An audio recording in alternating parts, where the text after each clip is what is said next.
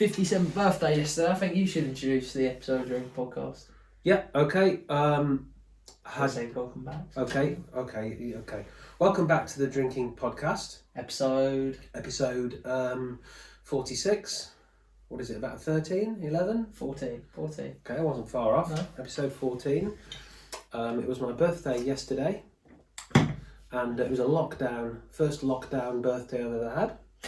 Hopefully it's the only one you ever had. Yeah, hopefully Jack never has a lockdown birthday, because this was before the lockdown, and hopefully lockdown will finish yesterday. And it was a good birthday. I mean, considering that we had to make our own fun. Yeah. Normally, before we get into it, let's get started with some drinks. So, brand new bottle of Disaronno just coming in. Okay. Looking forward to trying out this. Yeah. Have we done Disaronno on a drinking podcast before? Okay. It's one of my favourite drinks. Yeah, just a half for me, because I had wine already. I had a little bit of red wine yesterday for my birthday. He had 3 bottles to put into percentage. Not quite 3. You had nearly 3 bottles. So today's been a bit of a hairy dog day. Well, cheers to your birthday. Yeah. Hopefully next time I can actually take you to the pub because I am 18. Yes. Well done. Yeah. Okay. Beautiful. Nice, isn't it? Really nice. It's a sweet liqueur. Very isn't sweet. it? Yeah. Yeah. You ever like Coke and stuff like that? Yeah. Okay. I'll put that there for a moment. So, firstly, how does it feel now you're 57? Same as when I was 56, but you just need to excuse me for a second.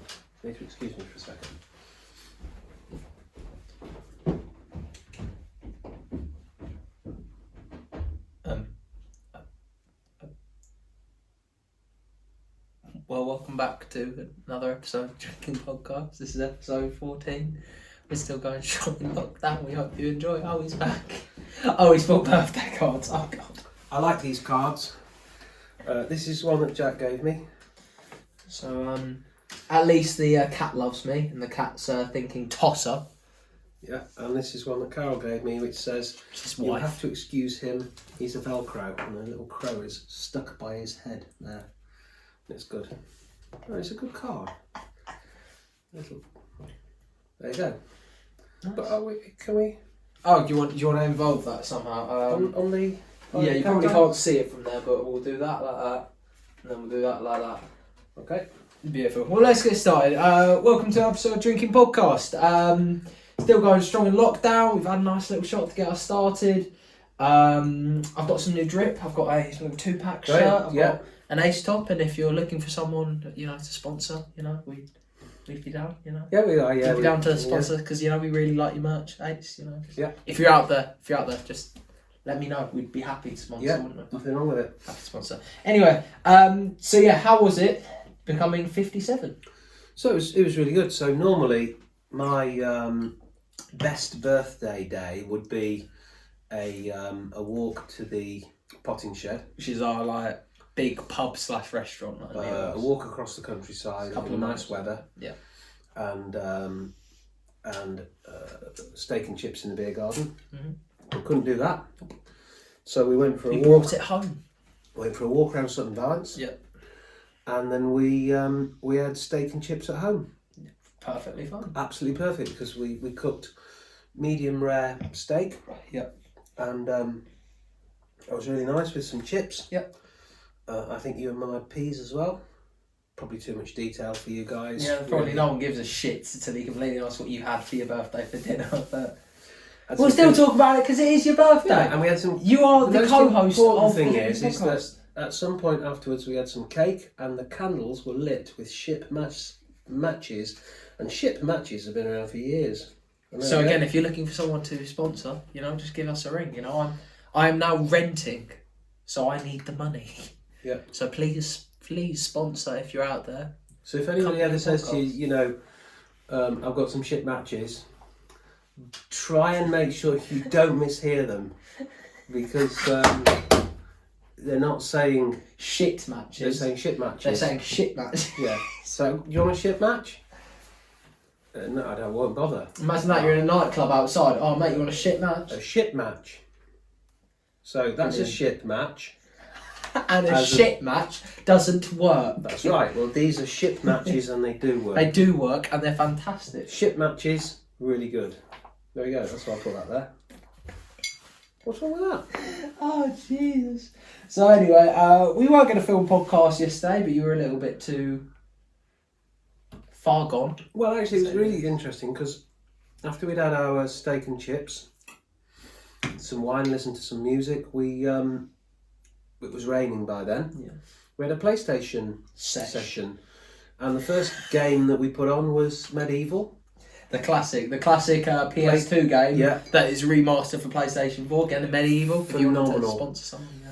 Anybody who likes Medieval from PS2 really ought to get the PS4 version because the graphics are so clear and crisp.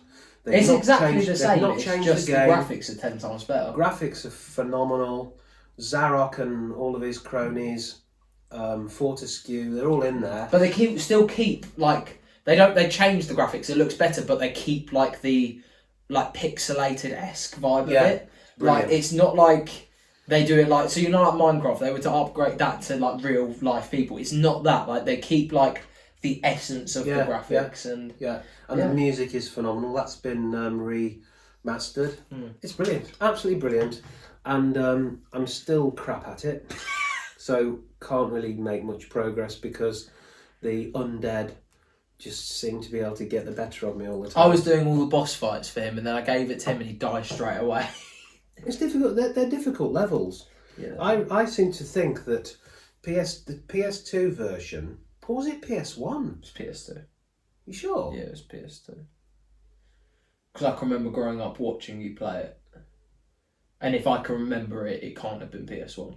Can't have been. Okay. Not sure. Anyway, I think Medieval... Yeah, I think Medieval was PS1. Do you? Yeah, because I think that... I remember it though, and I'm not that old. I'm 18. Yeah, I know, but I didn't get a PS2 until you were 3 or 4 or 5. So I got a PS1. But I wouldn't have remembered it if before 4. I can't remember shit before 4. No idea. Anyway. I think it's a PS1 game and it's brilliant. And if you've never played it, it's not easy. There's nothing easy about Medieval. There's loads of undead who are going to take you down all the time. But it's a brilliant game. A lot of boss fights. A lot of boss fights. It's split up into like loads of mini missions, isn't it? That's the thing, like you need to there's like a fat map basically. You need to make your way around the map, like unlocking like different weapons, tools, skills. What's the land called? Gallowmere. Gallowmere, Gallowmere, yeah. Zarok is the evil bad guy. Fortescue is the... This game sounds shit, I promise it's not. It's actually quite Fortescue is the knight. Undead knight. The knight that died on the battlefield and is undead. Yeah. And he's trying to sort it all out. Yeah. You got the Hall of Heroes. Where you get like all your weapons and shit from. And you go there, if you complete a mission, you go to the Hall of Heroes and use what you've got to unlock it. Yeah, and you look at another statue. So in the end, you've got all the statues. It's brilliant. And each statue gives you weapons. So you got like a crossbow is the first thing you unlock, and it's an axe, and it's like a spear, shit like that. You got the mausoleum, Return to the Mausoleum, Cemetery Hill. Yeah, we sound like nerds. We're not. Yeah, very good, very good. Yeah, and then after that, we moved on to Call of Duty. Call of Duty Online. How did that fare, Pat? It didn't fare well at all because I was parachuting in and couldn't work out. So he played, I think, 4 games of Warzone. In that time, he didn't get a single kill. No. He also died 3 times basically off the bat. Like there was this bit where I marked a place for us to drop. So I landed there. I was getting my shit together. I was getting my landed with you. I found my common M4 stuff like that, and I was like, "Dad, where the fuck are you?" So I turned around. You're 1,000 meters away. Yeah, I'd landed. I was really finding it difficult to parachute. 1,000 meters. And as soon as I landed, of course, I'd not got anybody with me. No. So there was you and Toby, who'd found a building or found this or that over here, and looking after each other. Yeah.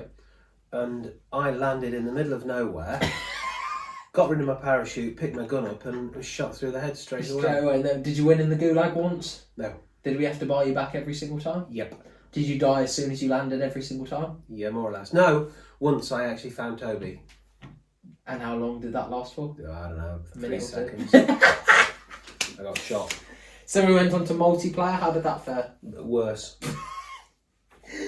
No, so basically the funny bit was, so he got we were playing one of the maps. I can't remember. I was doing alright, and I remember Dad got blown up by a cruise missile, and he was like, "Oh, bloody cruise missile got me," and I didn't hear anything for the rest of the game, and I was like, and this was like 11:30, quarter to 12 at this point. Yeah, so I was like, I'm going off now, Dad. I'll see you in a bit. I didn't get a response, so I was like, Dad, hello. So I left the party. I went downstairs and I find him half asleep on the floor.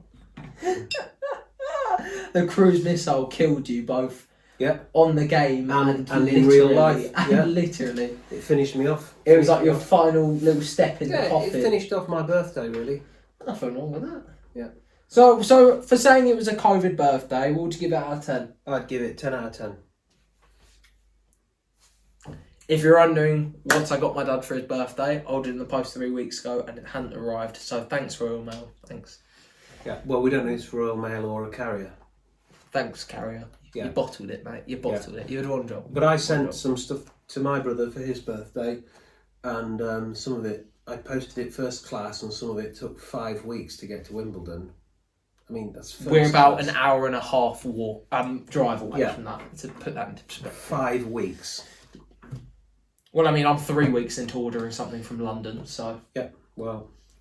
Thanks, courier or Royal Mail, you've bottled it. Yeah. But it's okay, because it'll be here soon. And when it is, you'll show it on the podcast, okay? Yeah, okay. That's a deal. Yeah. Beautiful scene. Yeah. So anyway, how long do you think we got left in lockdown then? Because everything's started to loosen up now. I can go see 6 people at once if I really want to. 5 actually, including myself. So we went into Maidstone. Yeah, I think we need to talk about that. We went into Maidstone on Friday. And I have to say, it was the most disappointing experience that I've ever had. And I thought we were slow to go into lockdown when we needed to be in lockdown. Yeah. And boy, are we slow coming out, because there is an at-risk group. Yeah. The over 60s, over 70s, over 80s, People who have underlying, health problems. all that. That at-risk group needs a very, very specific, strict set of guidelines and rules that shall apply to them. The rest of the population, 99% of the population, is not at risk much at all. And I accept that some of that population has had problems and COVID, and that's desperately sad. But it's a very, very small chance of it being serious for me, for Jack, so we have to take that risk, like we take a risk when we get in a car and drive, because we might have an accident and get killed. Like we take a risk when we live life, because if we drink alcohol, we might get a serious disease. If we smoke, we might get a serious disease. People drown every year. All of that is very, very serious. But I felt, when I was walking around Maidstone, I really felt as though it was a coast town and it was being destroyed by lockdown. And I didn't really feel as though, I honestly didn't feel as though lockdown was necessary. And I think we're doing this to ourselves. You see, I went to Brighton recently because I'm buying a flat up there where I'm going to live. That's what I was saying I was going to rent. So me and a couple of my roommates for next year drove up there. It's about an hour and a half from where I live, something like that, maybe a little bit less. And to be honest, there were a couple of places where it felt like a ghost town, but I would say 90% of the time we were there, it just felt like normal life. And it was really strange when you came to me after being in town with Mum. Yeah. And you said it was a ghost town, because for me, like, I think I was just the day before as well, wasn't it? The day before, I was just there, like, it doesn't feel like we're in lockdown. Like, we went into shops to get some food, some drink, etc., because we were for like 6 hours, something like that. And for only a couple of shops, there were queues. Yeah. Not a lot of people wearing masks. There was only like maybe 10% wearing masks. Not many people were following the whole 2 metre thing. Like, it was all a bit weird. So I feel like it depends on where you are. Maybe the bigger the town, the less people give a shit about lockdown. No. I don't really know. For me, it's get your rules and regulations sorted, write them into law, and make them enforceable. But is this the government? This is what the government needs to be doing. So, if you need to get your rules sorted so that we protect older people, we protect anybody with underlying health conditions, and we protect the NHS. But don't be liberal about this.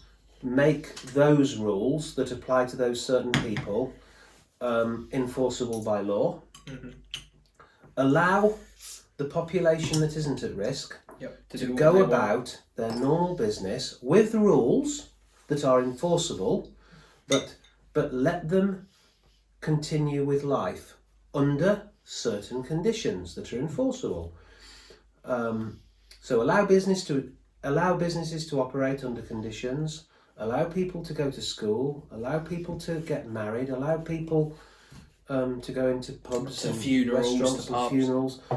But have strict conditions. Have very strict conditions for anybody in the at-risk group. Yep. Really strict conditions.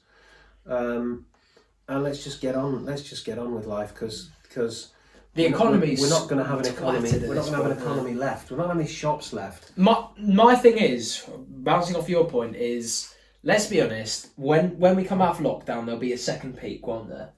Yeah. Because there's a high probability that once we come out of lockdown, most likely have to go back into it because of a second peak of deaths, etc., etc. In my opinion, we're going to have that no matter what. Whether or not we come out of lockdown tomorrow in a month, there'll be a second peak. Yeah. And in that time, the exact same amount of people will contain the disease, etc., etc. So in my opinion, for the British economy, we need to get this done sooner rather than later. Well, so get this second peak done, over with, and then we won't have to worry about it ever again. When people get back on the roads and the motorways, there will be fatal car accidents. So that will be a result as well of getting back together, because that's what happens. Yeah. As sad and as desperate as that is, it's the way the world works. That is the probability of what happens. So you're more likely to die in a car than you are on a plane, for example. Yeah, and you're more likely to, if you're under 60, you're more likely to drown than die of COVID-19, coronavirus. According to what we've heard, obviously you've got to take it with a pinch of salt. Information you got to take it with a pinch of salt. You hear people on the telly, you hear people on the radio. Because people are using it for argument's sake, aren't they? Yeah, they do. Yeah. So I just think we just need to get back on with stuff within normal risk parameters, and let's hope a vaccine comes soon, because I think a vaccine would really sort out a lot of issues. I think it's mentally we'll have a big thing, because it's kind of like, like when Ebola didn't have a vaccine, but it was kind of like, we know how to cure Ebola, we know how to prevent it from spreading. Everyone was like, yes. It was like, that whole 2 step forwards, 1 step back. It was kind of like that was a leap forward. Like that was like 10 steps forward and 1 step back. It was. And I think we need, as a country, like a mental thing where it's kind of like, oh yes. Yeah. We got it. We got it. We know what to do. Because once you've got a vaccine, you can make sure that everybody in the NHS is covered. You can make sure that everybody over 60 is covered. You can cover anybody that's been poorly and is so at risk. Any of your risk categories, they can be covered. Yeah. So you can very quickly get to that proportion of the population that is at risk. Then, slowly, over a very long period of time, you can then make sure that the whole of the population is vaccinated. Yeah. Which, to be fair, is difficult. It's not as black and white as that, because if you think about it, we've got nearly 70 million people living in the UK. I get that, yeah. But that's a lot of ground to make up. There's a big proportion of people that don't need vaccinating, of course. There are people in my age bracket in particular. What you need to do is get to the at-risk categories first. Yeah. Make sure, just like you do with the flu children vaccine. and the old people. Yeah, just like you do with the flu vaccine. Yeah. Get your at-risk categories sorted, and then work out what to do. There we go. That's our. Because you were a little bit upset that we couldn't go down to the pub the other day, which is, I know it's a bit of like a selfish thing, but it's kind of like, been locked down for 2.5 months. I think 9.5 weeks. I think it is now. Basically, the fact that virtually everything is still closed is a bit of a joke. Why can a cafe in Brighton serve you from the doorway, and the pub down the road can't? What's the difference? I don't know. For example, I was going up. So basically, in Brighton, so like imagine like this is like the doorway for the front door. Basically, people would put like a table there, like blocking the way you could walk through, and then people like here would like sit behind it basically and be like, "What do you want, mate? Do you want some food, like a baguette? Like it wasn't anything major. It was just like little bits of food, little bits of drink, etc., etc." And you'd be like, "Oh well, could I have an Americano or something like that? Something like that." And they'd run away. They'd come bring it back. Bang, Bob's your uncle. You've got it, nice and easy. Sorted. So why can't I go to the King's Head, go to a Hatch or wherever the place is, and ask for a pint, get my beer, go and sit down outside, on my own. At this point, after this amount of time, that is a bit mad that we haven't got anything in place. And I know slowly, to give credit where it's due, we are slowly starting to look like we're going towards that. So like beer gardens opening up next month, up to 6 people, or including yourself, 6 people you can hang out with. So progress is progress, and you got to give credit to progress. Yeah. But the problem is the progress has taken about a year to get there. Well, nobody's explained to me why there is a difference between a baguette out of a doorway in a Brighton cafe and a pint of London Pride from a doorway at the King's Head. I don't know what is the actual risk difference in those two things. Okay, well, one has got alcohol in it, and the other one, French people give out. That's true. But there's no proof that alcohol makes you any more risk. Let's be honest, alcohol's probably killed more people than COVID-19 this year. I'm sure it has. Probably, especially in lockdown. It's certainly. Yeah. Okay. I don't know I don't know. Yeah, I'm not a scientist. I'm not stupid. Yeah. I got a 5.4 in GCSE science. That's all I need. Yeah.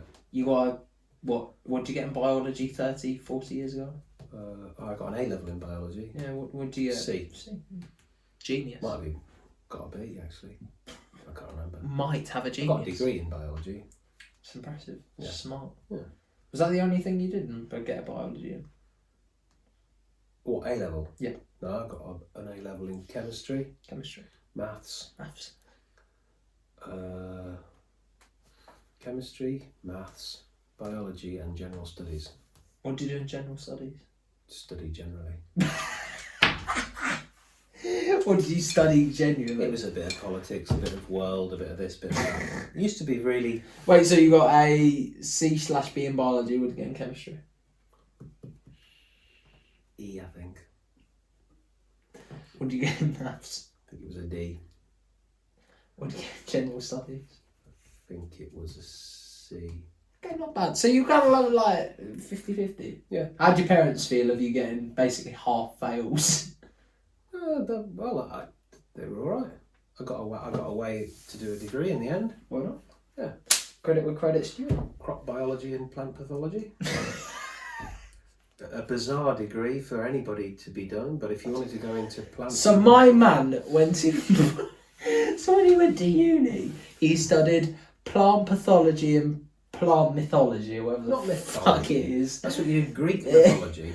And then, so what did you do after you finished that, Dad? Out of curiosity. Okay. What was your job after that? Straight after that, I went to work for South Shropshire District Council as a YTS supervisor, specialising in gardening. And I used to teach kids horticultural and gardening skills. So when you say teach kids horticultural and gardening skills, what was it like? How to use a hose? How to use a rake? Yep. Was it? Basic skills, yeah. Oh, for real? Was it actually? Yeah, it was basic skills, yeah. Oh my God. Planting plants, growing plants. So basically, so you dig a fucking hole, put a plant in, cover it up with some soil, and put some water on it. Bob's your uncle. Is that basically it? Kind of thing, yeah. Building paths, sowing lawns, garden maintenance, cutting hedges, teaching kids skills to get them a job. Jesus. Did any of them really succeed? Well, I left after a year and a half, so I don't know. Why did you leave? to go to Wilco's. Now, does that have anything to do with plant pathology or plant mythology? No. No, it's retailing. So what happened when you did you not enjoy the job you were currently? I loved in, it, but it was a stepping stone. Yeah, it was a stepping stone because there weren't many jobs around in the mid-80s when I graduated, and that was a stepping stone. And I was looking for a managerial job. You like being the boss. And a job with Wilco's came up, a trainee manager. So that's what I did. Applied and got it. Straight up. Yeah. Easy as that. It wasn't easy. It was went for an interview and got the job, and then it was hard work then for 30 years. So how long do you think we got then before you can go down and get your pint at the pub? Well, they're saying it's the 4th of July, aren't they? I mean, that's a dream, isn't it? Yeah. Let's hope. What's the first thing you're going to buy at the pub then? Pint of London Pride. And how pissed are you going to get? No, just have a couple of pints of London Pride. It'd be nice. Oh, you're actually going to be sensible? I think you will have to be sensible. Oh, true, yeah, to be fair. I feel, because there was a rumour that there'll be like a, not drinking limit, but essentially that, yeah, where it's kind of like they don't accept you after a certain amount. Well, if there are very specific rules to adhere to, sober people will adhere to those rules. Drunken people are not going to adhere to any rules at all. Yeah. So it'll be really important that people are really sensible, because they'll need to keep their social distance, they'll need to respect all the rules of the pub. And if you start Pissing about, getting silly, well, you're going to break the rules. So and you're going to get don't kicked do it. out. Yeah.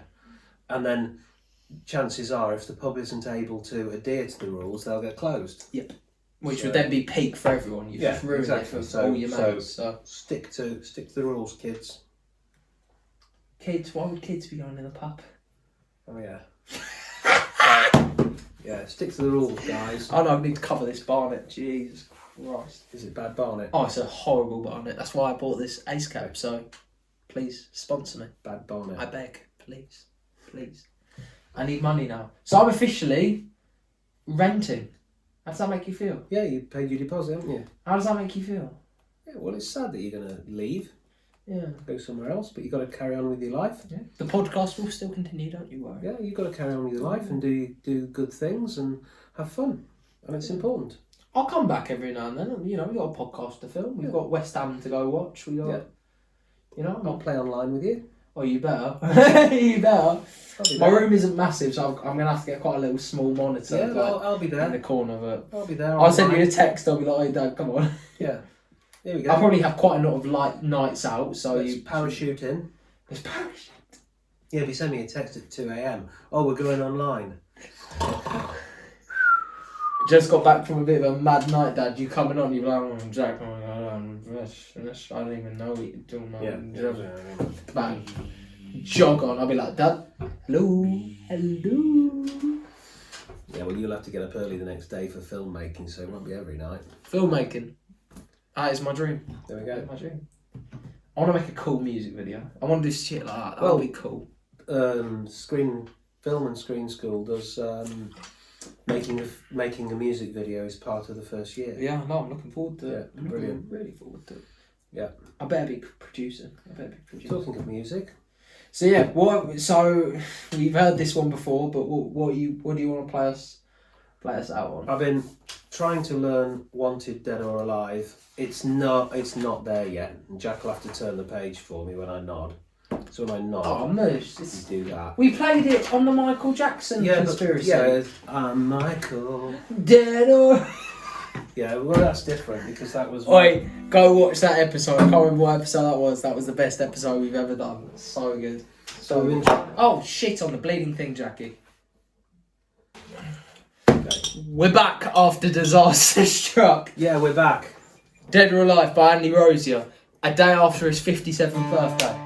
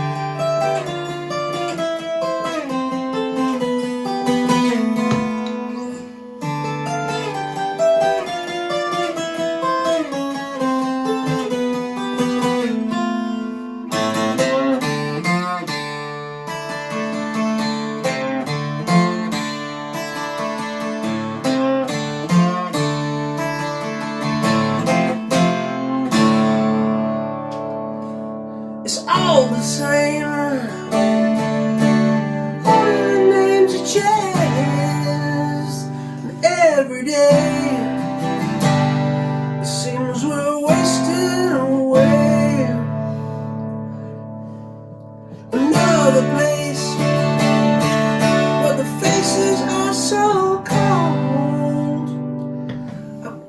I drive all night, thank you, just to get back home. And I'm a cowboy on a steel horse I ride. I'm wanted, dead or alive. And I'm wanted, dead or alive.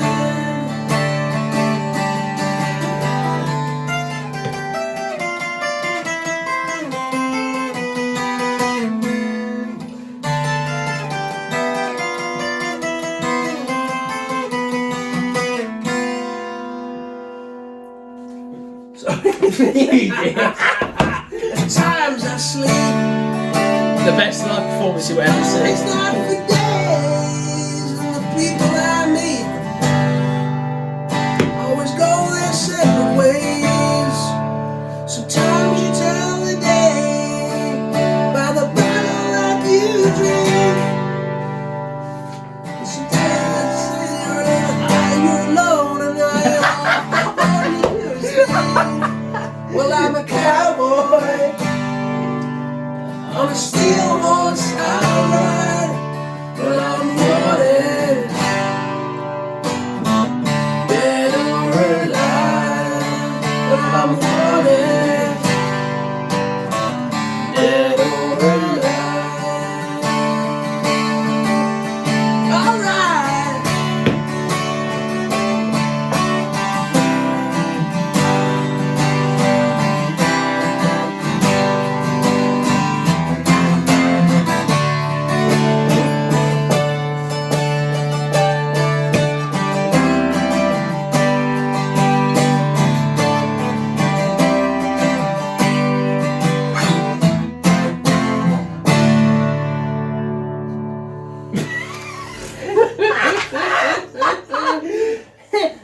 And I'm a cowboy on a steel horse I ride. And I'm wanted, dead or alive. I'm wanted, dead or alive.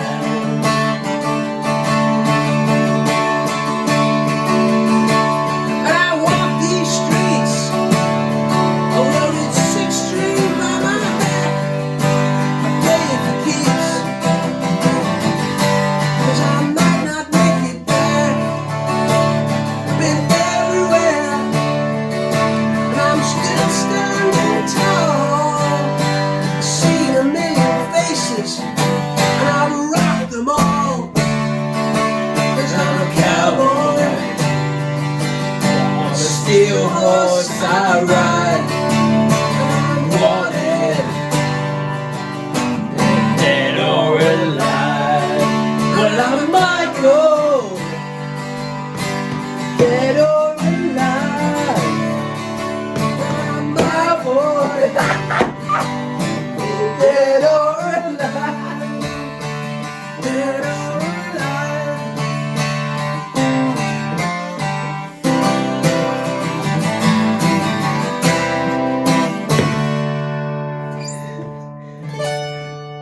Find a smoother live performance than we just. That was pretty ropey, wasn't it? Alright, There we go. Anyway, we're going to finish on a bit of this. Thanks for watching another episode of the Drinking Podcast. We hope you enjoyed. With a pretty ropey version of Dead or Alive. It was probably better when we were doing the Michael Jackson Yeah. podcast. If you haven't watched that one, Didn't have to remember go the look words at all the other ones because they are all fantastic in their own ways. Subscribe, like the video, leave a comment down below if there's anything you want for the future, and we'll see you guys next time. In a bit. Shit matches.